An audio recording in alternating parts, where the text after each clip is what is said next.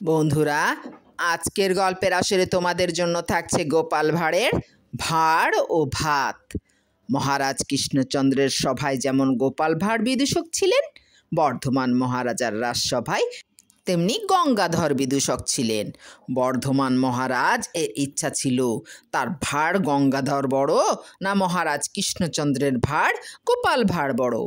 মহারাজ কৃষ্ণচন্দ্র এই পরীক্ষা লড়াইয়ের জন্য একখানি পত্র পেলেন।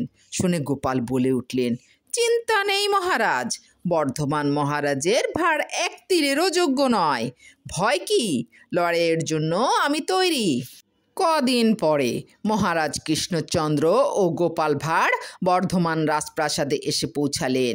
এদিকে বর্ধমান মহারাজের ভাঁড় মজা করে গোপাল ভাঁড় ও মহারাজ কৃষ্ণচন্দ্রকে ভড়কে দেওয়ার জন্য বসবার জায়গায় এমন ব্যবস্থা করে রাখবেন যে যেই ওই জায়গায় বসবে তখন বিকট শব্দ হবে।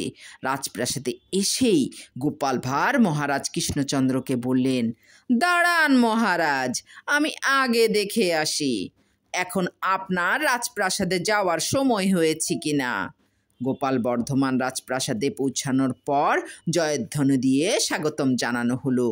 ঠিক করা জায়গায় গোপালকে বসতে বলা হলো, কিন্তু সঙ্গে সঙ্গে পো পো শব্দে রাজপ্রাসাদ ভড়কে গেল। যারা জানতো না সবাই সভা ছেড়ে বাইরে পালালো। কেউ কেউ হেসে গড়াগড়ি দিতে লাগলো।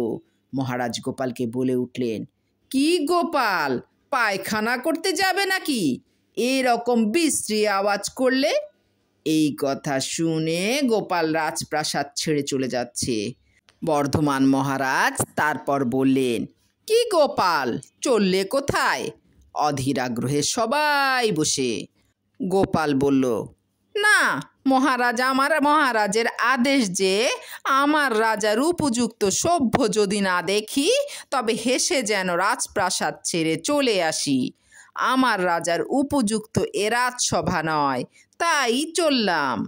গোপালের কথার উত্তর কেউ দিতে পারল না। ওর মুখ চাইতে লাগলো। কেউ কেউ মিট মিট করে হাসাহাসি শুরু করলেন।